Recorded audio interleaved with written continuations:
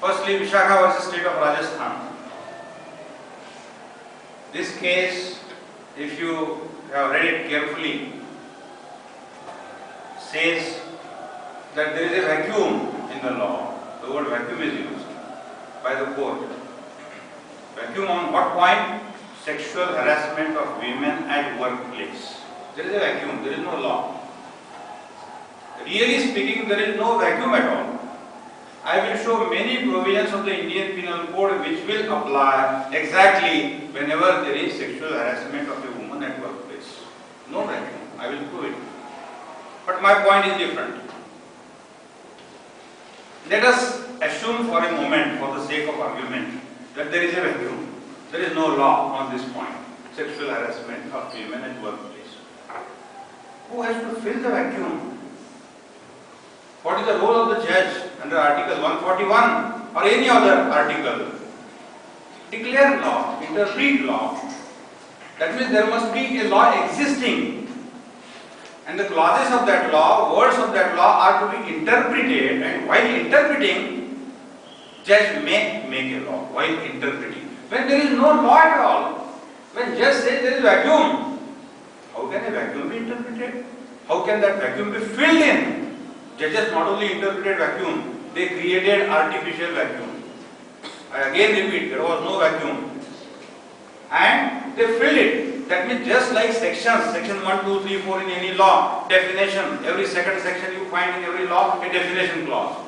In that judgment also, second point, in that so-called judgment law, really it is not judgment law, there is a definition of sexual harassment given by the judge. How can judge give a definition of sexual harassment? What is his authority to define sexual harassment? That is to be done by the legislature.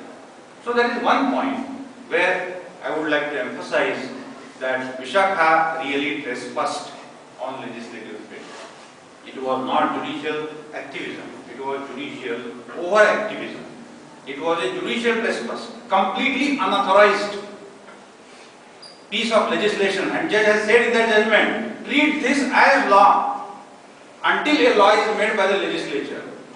Now how can judge say treat this as a law? If there is a vacuum, maybe on some point there is a vacuum, legislature will fill the vacuum. It is a function of the legislature.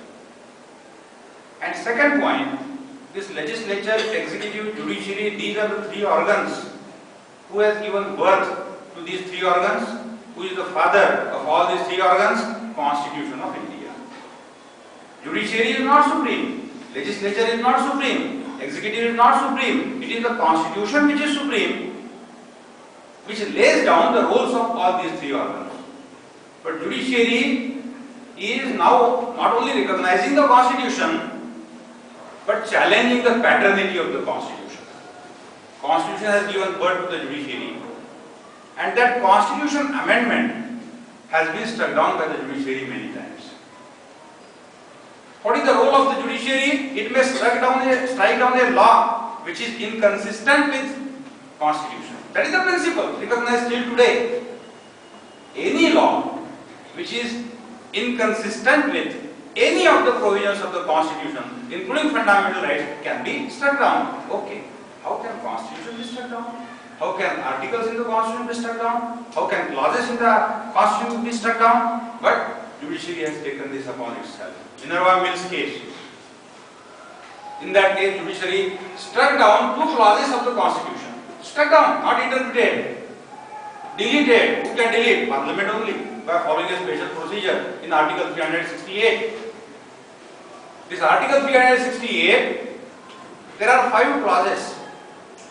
Clause number 4 and 5 was added later on by 42nd Amendment in 1976. If you open the Constitution, you will still see today all these 5 clauses. Supreme Court said in Minerva Mills case, clause number 4, clause number 5, void. Void? How void? What is the touchstone? Constitution is the touchstone for all laws. There cannot be any other touchstone for the Constitution declaring that some article is void.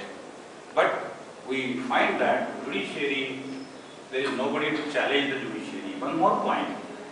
One point was made by today's chief guest that if executive is lethargic not taking action. Legislature is lethargic, not taking any action. Judiciary steps in. If we accept this premise, this philosophy, suppose judges are not giving judgment, can executive give the judgment? Because judges are inactive. There are delays.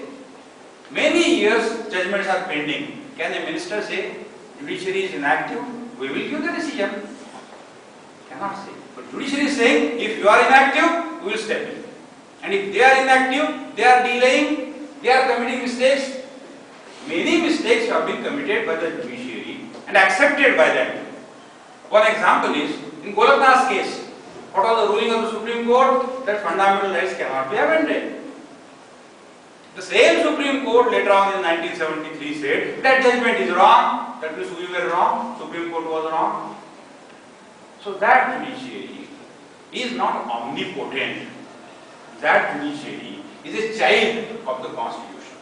That judiciary has to run only in that area or arena which has been fixed by the Constitution of India. There may be checkmates or there may be checks and balances, but nobody is supreme. Legislature, executive, judiciary, it is the Constitution. But judiciary not only is filling in the gaps, making the laws. I again repeat, interpreting a law, different thing, allowed. Making a law, different thing. Saying it is a vacuum, there is no law, we will make it. And this will be treated as ad hoc law. Till new law is made, suppose no law is made, this will be a law. So what is this? This is something ununderstandable, something unpardonable, something unpalatable, but who is to control the judiciary? Suppose there is head of the family, Karta. If a child is making mistakes, Karta will correct it. If any other member in that family is committing certain mistakes, Karta will control it. If Karta is making some mistakes, who can correct it? Who can challenge it? The same thing has happened to this Karta, judiciary. Judiciary has been trespassing. There is nobody superior to the judiciary who can pull the ears of the judiciary. And that is why what is required? Judiciary should show some signs of self-restraint.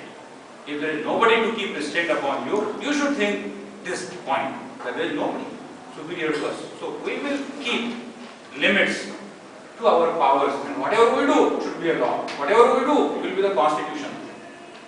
This is not a legal philosophy, constitutional philosophy, but maybe because of publicity.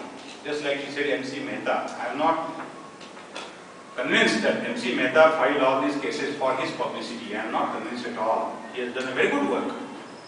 But there may be some public interest litigations where publicity was the main purpose. Now I am doubting the judicial activism, whether judges are thinking that their publicity will give them certain image. So that point needs to be considered, thought, elaborated, discussed and disputed. Somebody has to dispute, somebody has to doubt. Even whatever judiciary does may be right, may not be right. Both things. After all, they are human beings. She said in the beginning, they are human beings. They can commit mistakes. They should accept, and they have accepted earlier. And there are many mistakes which have not been corrected as yet, like this Vishakha's case, Minerva Mills case. Mistakes. In future it is possible that same judiciary will say, whatever we said in Minerva Mills case was wrong. Whatever we said in Vishakha's case was wrong. May say. Thank you very much.